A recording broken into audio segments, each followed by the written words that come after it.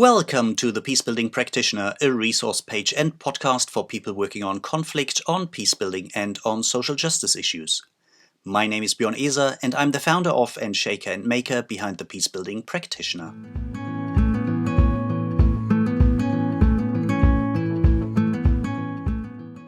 Welcome back to Season 3 of the Peacebuilding Practitioners podcast. Season 3 is all about digital peacebuilding, this highly complex, tremendously exciting, often messy and quickly developing intersection where emerging technologies and the digital world on the one hand and conflict transformation, peacebuilding, human rights and social justice work on the other hand meet.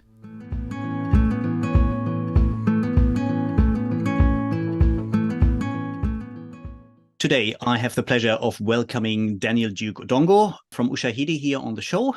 It's actually for our new podcast on digital peacebuilding. Yeah, Daniel, who's based in Kenya's capital, Nairobi, can look back at more than a decade of experience making digital tools work for ordinary people. Daniel has an amazing track record of driving hands-on practical tech solutions to address social justice issues in a variety of highly complex, and I might say very demanding contexts. And last but not least, Daniel does so with an immense passion for representation, accessibility, and inclusivity. Daniel, it's a great pleasure for me having you on the show. Welcome. Thank you very much, John. Thanks for that intimidating introduction. I'm not even sure if it does justice to all the things you've done. In addition to what I said, what else should people know about you and your background? Well, I think you've said most of my professional aspect. I think I've spent quite a bit of time supporting digital initiatives across the continent in various capacities, really. But I would prefer to speak about away from work. I love to spend time on the farm. I like spending times on a long drive, either between Uganda and Kenya. And yeah, that's what I do for my pastime, but excited to get into the content around digital peace building today. Daniel, I said you currently work with Ushahidi. For people who have been working on digital peace building and on tech solutions around conflict issues, around social justice issues, Ushahidi is quite, let's say, a household name. But for all the ones out there who don't know Ushahidi, if you had to describe it to them in just a couple sentences, what do you think is really what characterizes and what sets Ushahidi apart from other companies out there? Interesting. So I'm compelled to, first of all, share with the audience what Ushahidi actually means.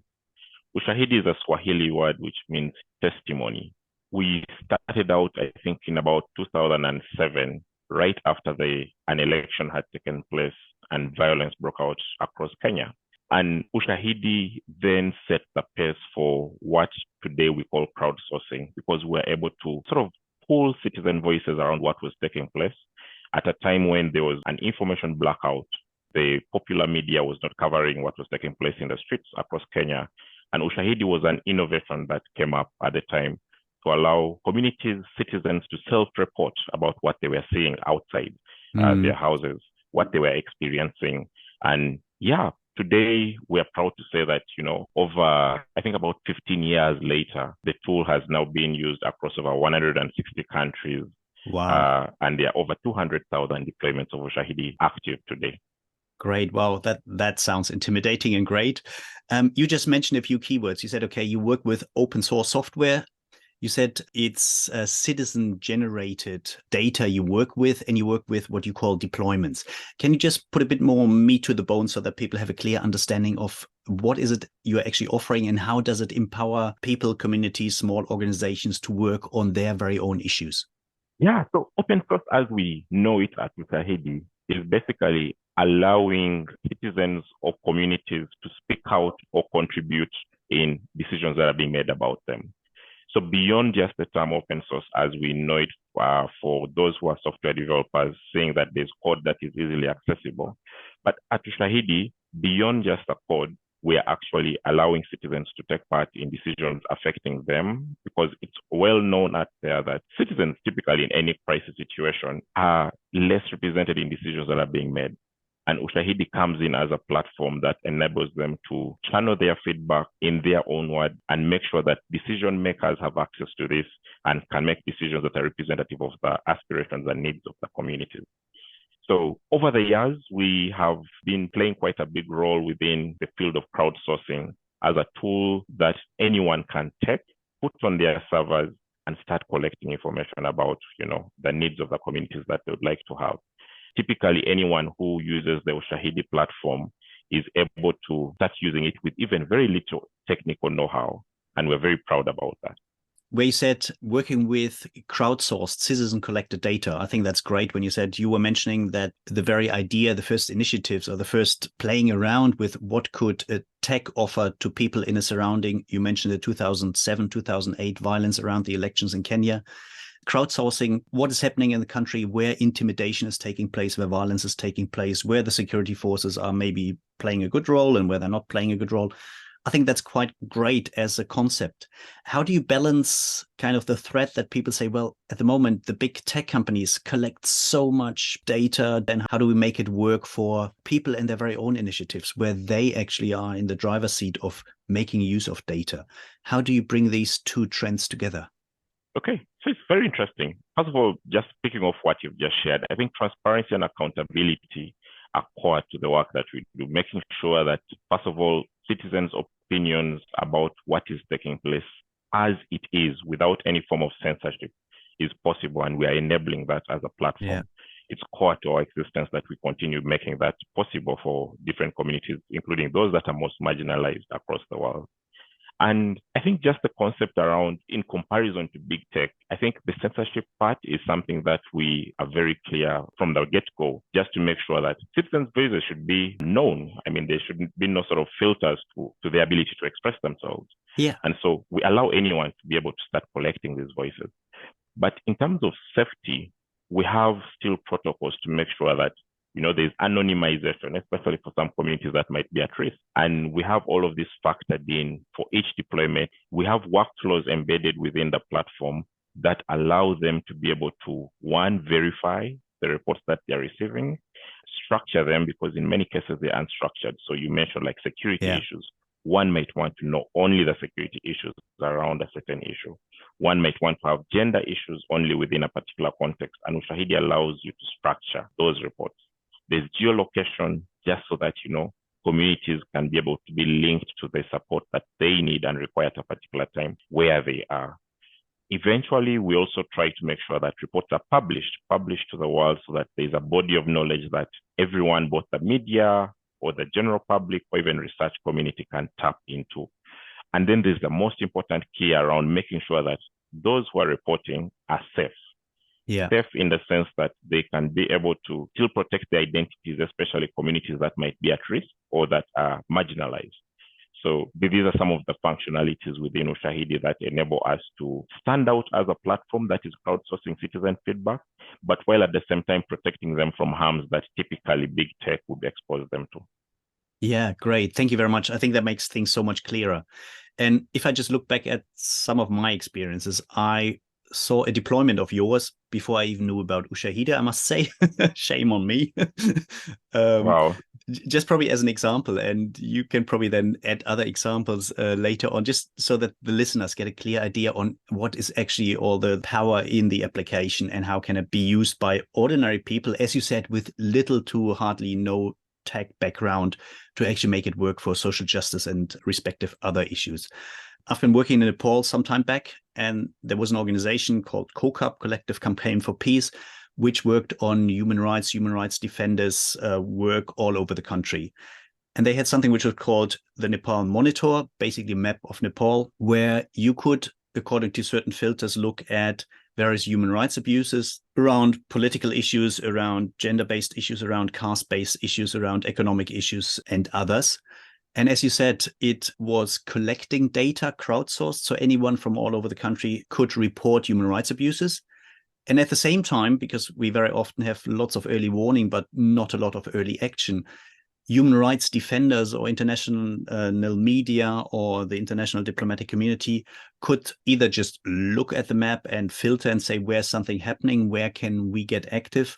Or human rights defenders in the very respective areas could say, I would like to get automatically reports about human rights abuses in my area, let's say a circle of 15, 20, 25 kilometers, so that human rights defenders would know right away what is happening and could go into early action mode. And I thought it was quite impressive because it was such a participatory, inclusive, at the same time verified and safe way to have real-time data about what's happening in the country in the run-up to an election, after certain international events. And I thought it was really great. And as you said, rather easy to do from the provider side, so from the organization who set up this application or used your basic framework to then tailor it to their needs. And at the same time, also from the users, from the crowdsourcing users side. I thought it was quite impressive. And only years later, I actually got to know you and your company and learned more about the back end, so to speak. Danny, could you probably tell us one or two other deployments where you say, well, this is really something where we saw whatever you offer in terms of tech and the experiences you have to organizations or to government departments or to others where you had the feeling, wow, this is really another great example of a deployment? Well, almost every Ushahidi deployment is a powerful story or testimony of how communities are self-organizing in very inspiring ways, just like the Nepal deployment that you've talked about, which is one of my favorites, actually. But I think I take us back to, the peak of the COVID-19 pandemic. There were so many movement restrictions. There were so many people who were scared because, they didn't know what to do. They didn't know how to protect themselves. They didn't know how to access services, especially during the time when there were lots of quarantine measures. And a community in Spain, I think they self-organized under the banner called Frena la Curva. And this community essentially set up an Ushahidi deployment to allow community members to be able to share what their immediate needs would be during the quarantine measures. But also not only that, but they were also directing them to where to be able to access resources right within their communities. And all this coordination was taking place within their Ushahidi deployment. Why this is particularly very impactful is because within a couple of weeks, we were able to see over 1,500 deployments replicate exactly what Frena la Curva was doing in Spain. It's quite inspiring to see more than 1,500 deployments replicate this exact model all through the region. And I think this was one of the very most impactful stories that came out of the COVID-19 pandemic of the use of Ushahidi. Fast forward, I could also just highlight, a couple of communities across the coastal region of Kenya that have self-organized because of the violence that was taking place in the street. And they're being able to use an Ushahidi deployment to map, the causes of the violence, the hotspots of the violence. And this is helping not only the community members be able to devise means of, countering the causes of this violence, the drivers of the violence, but decision makers are also able to start to figure out where the hotspots are and figure out where their attention could be. So those are two deployments that I could easily talk about right now. But like I said, each of the couple 100,000 deployments of Ushahidi out there is an impactful story that a community is self-organizing using the technology that we offer. Great. I will put some links in the show notes, obviously to your page and your organization, but probably also to some of the deployments so that people who want to read a bit more into how does it actually work, how does it actually look like, and what are concrete examples so that people actually have the chance to go more into depth there. Daniel, just one more on kind of the practical side. You said, okay, the deployment can be worked into the servers from whatever organization or community group wants to use it, and with very little to, not very demanding in terms of the programming expertise you need to have. And in addition, I know you also assist organizations to work it into their servers if need be. How easy and how does it actually work from the user side? So if I have something, I want to be part of a deployment, I want to feed information into collecting human rights abuses, collecting data about what you said, violence in the coastal regions of Kenya, or about any other deployment. How do I get involved, and what technical skills or gadgets do I need to have to actually be one of the sources of a movement to feed the data into a deployment? Sounds good. Great question. So all communities that self-organize to start using Ushahidi to collect reports around the issues they're experiencing, first of all, have recognized that there is a challenge. There's a challenge that requires collective action, mass action around the specific issue. Typically, Ushahidi has seen this around climate action in the recent years, but also human rights protection, crisis response, and good governance. So when one community organizer sets up an Ushahidi deployment, and which I must emphasize, they require little to no technical expertise, not even programming, little to no technical expertise to set up that deployment. Then they start collecting reports from the community, and they've set up surveys to ask community members about the issues that are affecting them. one of the most critical parts about that process is they need to have awareness about the deployment. And like you said, so how do I start sharing my voice about the issues that affect me? Deployment owners typically will go on radio shows and talk about the deployment, why they need to collect the data, how they'll collect the data, how it will be handled, and why it is very important for community members to join together in the cause of using Ushahidi to collect their voices around that particular issue identified. So this awareness process, community organizers, just because of the position that they typically hold in societies, they use their influence to be able to rally around community members using the channels that are available to them. In the coastal regions of Kenya, for example, internet access may not always be the best, but we've seen community members tap into the voices of leaders within the community, influencers within the community. For women groups, they have leaders within this community who typically rally themselves around maybe gender or financial issues. And these are the same people who go out using their trusted status within this community to spread the word about how community members should start sharing feedback using the Ushahidi platform. In other societies, we've been able to see some organizations even carry out television adverts or radio stations, like I mentioned, or even send out SMS notifications just alerting you to how you can be able to share your feedback. And Ushahidi has multiple channels, SMS, USSD within low resource communities. But then we also have mobile applications, both Android and iOS, where community champions may actually go door to door collecting this feedback. And then we have actually started testing out WhatsApp because of its just the sheer popularity of it to act as a data source. So there's a phone number that you could send a prompt and then automatically you'll receive a survey and you start filling in and sharing your opinion, not only when prompted, but also whenever you feel the need to do so. So these are just the multi-channel approach that we offer the communities that are using Ushahidi, just to diversify the voices that are shared for feedback on particular issues. Yeah, great. And I like what you pointed out, kind of this, how do we constantly re-evaluate and then find the right balance over and over again between making sure that we work on the basis of prior informed consent. What you said earlier, community organizers go out, talk to people about what they're interested, how people can participate, but also about safety and security issues, about how data is used in the collection process, but also later in the interpretation and where it's used for calls to action. So I think that is really important. And at the same time, making sure we work with the trends in technology. And yes, we know around the pros and cons around Facebook and WhatsApp and others. But at the same time, as you said, these are the places where people are. And if you want to tap into community mobilization power, you need to meet them where they are. And at the same time, find the right balance of, making sure it's ethical and it's prior informed consent. And at the same time, we get the momentum we want. And I think it's great how you constantly in your organization kind of see how do we find the right balance and how do we still make it user friendly and make sure it works for everybody.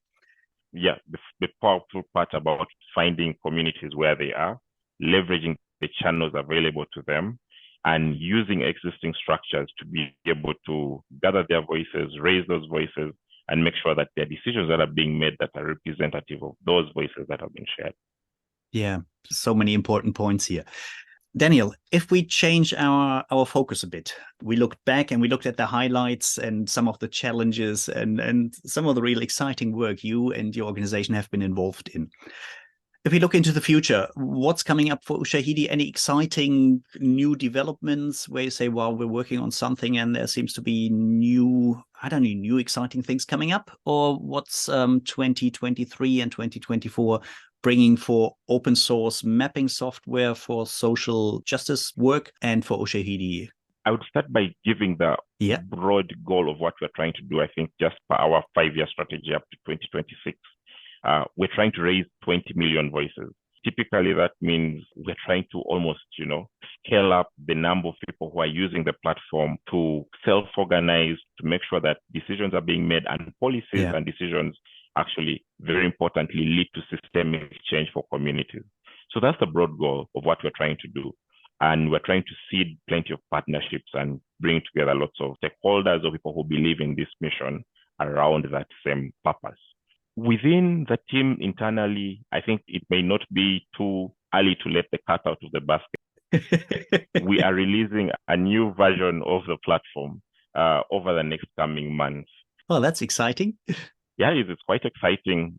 All of us at Ushahidi are excited And we're already starting to test out, some of the features of this version of the platform. And I think what I would like to highlight is the fact that we are trying to bring in more automation within the platform, because we felt that some of the workflows to be able to carry out tasks within the Ushahidi platform are a bit manual, I must say. Yeah. And I think this was by design, simply because the number of reports we used to collect from communities were few. But with increased digitization, with increased access to digital tools and channels, many deployment owners of Ushahidi are receiving a larger volume of reports from communities. Yeah. And we want to make it easier for them to handle these reports that they are receiving. And there'll be a bit of more automation coming in there.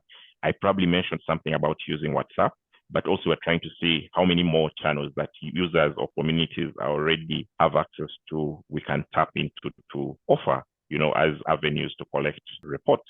So I think that that's what I would ask our audience to look out for. Please follow us keenly. We are typically looking for testers every now and then, just in case maybe you want to tinker around and get access to some of these early features. Feel free to reach out to anyone on the Ushahidi team, and there'll be a link, I think, on how you could take part in this process. I'll make sure we put a link into the show notes.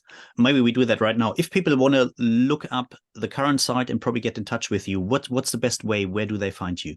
We are literally everywhere. So on social media, if you check out our Twitter, we're quite active on there. Our Facebook, our Instagram, you'll get regular updates. And if you send us a DM, our team will be able to respond as soon as possible. But also besides that, for those within the open source community, GitHub is where our code is at. We have a very active community that is contributing code, but also just asking questions, asking ways in which, some functionalities might work. There's our team that's ready to respond to you on there. And we typically love to avail ourselves as well in-person activities. John, you and I met at one of the forums that was discussing digital. It was a real pleasure. And absolutely. And so we love to avail ourselves in person, because we know that's where the magic happens. That's where we get to meet our users, understand their needs and challenges. So typically around the world, if there's anything related to open source communities, Ushahidi typically wants to have a presence in there. And when there are organizations that I need within each of our focus areas that I mentioned earlier, Ushahidi tries to reach out. If there's an earthquake, we typically want to understand who is organizing around that. If there's a conflict, like right now, there's one in Sudan, we're trying to figure out who is doing what around the negotiation, and how do we get communities' voices represented along that negotiation process. So we typically try to avail ourselves, just say Ushahidi, and we'll say, here we are. That's a great offer. Let me just connect to that point right away, because as some people know, we met back in April in Germany, in Loccum, at a conference on digital peacebuilding, emerging technologies, and their use in conflict transformation, peacebuilding, mediation work. If you broaden your scope, and I know you're very involved also with other groundbreaking, pioneering people, organizations who work on quite a variety of this whole field of what goes under the umbrella term digital peacebuilding, both in better understanding tech and digital as a conflict driver, as well as making it work for peacebuilding practitioners at all levels, community level, all the way up to big UN mediation processes, on see how can we harvest the potential of emerging tech and accessibility and inclusion for these processes.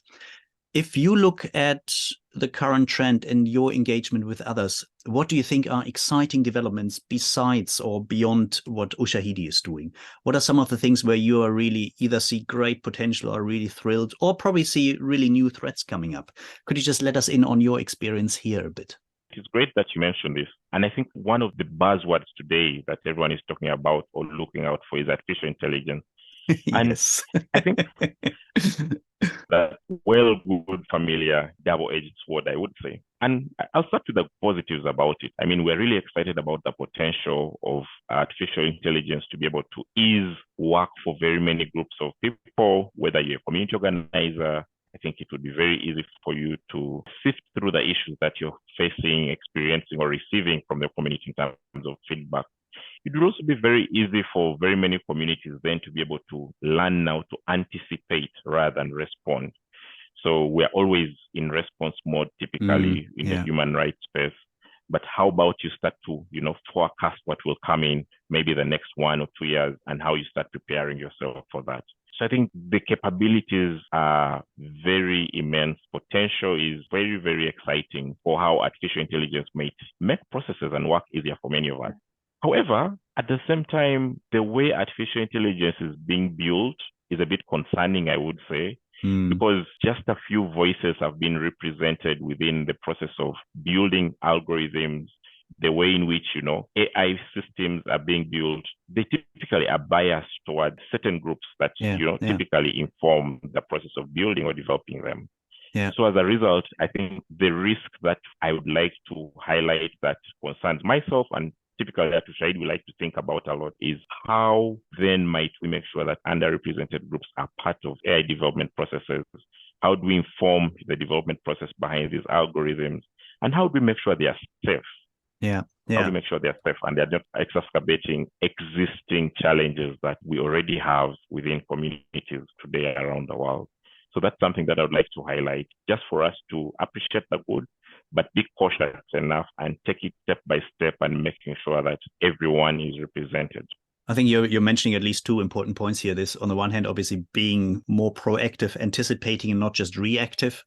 And at the same time, as you said, with artificial intelligence or the big language learning models, whose language, whose underlying values, how do we see the world is all represented in our language models. And if our language, so to speak, is not part of these models, obviously it doesn't feed into the artificial intelligence and how it develops further.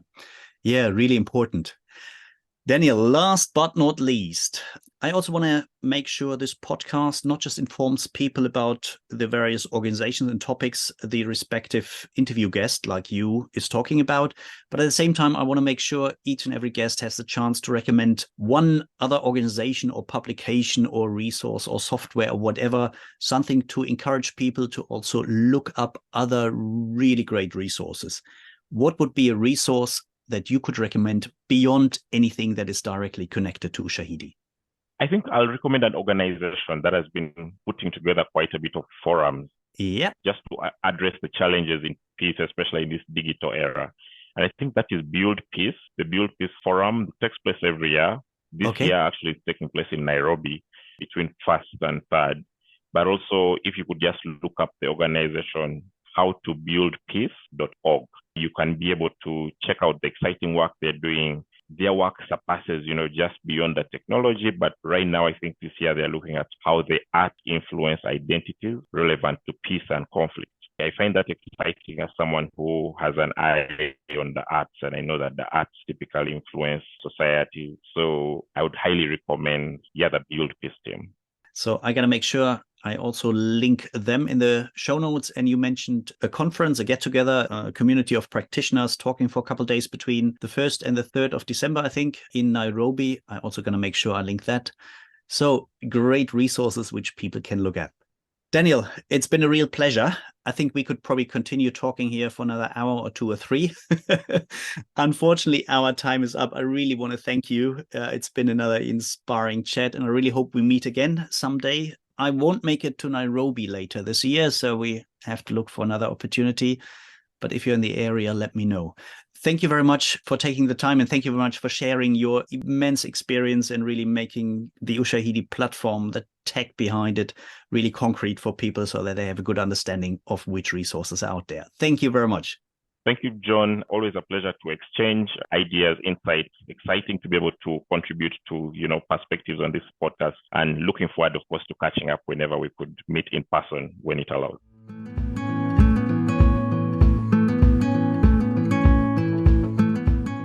So much for today. I hope you enjoyed today's episode. Make sure you hit the subscribe button so you won't miss out on any of the future episodes.